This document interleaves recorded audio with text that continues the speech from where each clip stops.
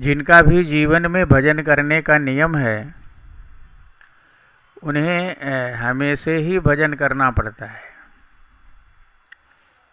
काम तो कभी कभी करना पड़ता है, लेकिन उससे भी ज़्यादा कठिन ये भजन है, क्योंकि इसे हमेशा ही अपने जीवन में लागू करना पड़ता है।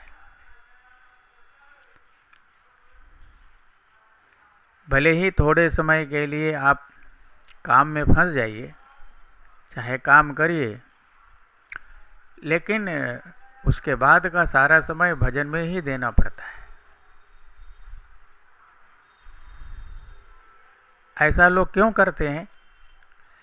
तो इसका भी कारण बहुत स्पष्ट है और समझने लायक है कि हम इस जगत में कुछ ले करके न आते हैं न जाते हैं। खाली हाथ आना और खाली हाथ जाना,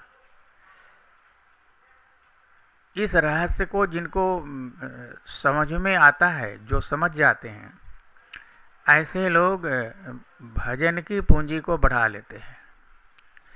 क्योंकि भजन साथ में आता है, साथ में जाता है। भक्ति बीज बिनशय नहीं, जुग जाए अनंत, जागर जाए उपजे रहे संत को संत। यही कारण है कि लोग भक्ति करने के लिए उतावले हो जाते हैं, उतारू हो जाते हैं और काम की परवाह नहीं करते उस समय। एक दूसरा भी कारण है, यहाँ कोई अपना तो है नहीं, अपना जैसा ये लगते हैं, और ये सभी सुख के साथी हैं, दुख के नहीं। दुख में ये अपनापन भी खत्म हो जाता है, ये सोच भी खत्म हो जाता है अथवा कम हो जाती है। तीसरी बात है कि अभी हम लोग कठिन कलिकाल से गुजर रहे हैं।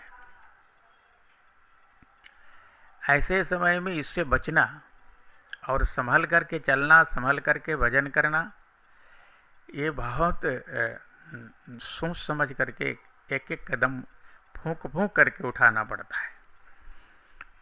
क्योंकि इस कलिकाल से न कोई पार पाया है और न ही कोई बच पाता है। और इसी चक्कर में ये कलयुग किसी को भजन नहीं करने देता है, किसी को भगवान के पास नहीं पहुंचने देता है। सबको यहीं अपने जाल में फंसा करके, उलझा करके रख लेता है। आइए हम लोग इन सभी बातों पर गौर करते हुए ठाकुर जी के भजन की ओर अग्रसर हों और उनका भजन करते हुए अपने मानव जीवन को सफल करें, इसको सार्थक बनाएं और भगवान को पाने का जो हमारा लक्ष्य है उसको पूरा करें। धन्यवाद।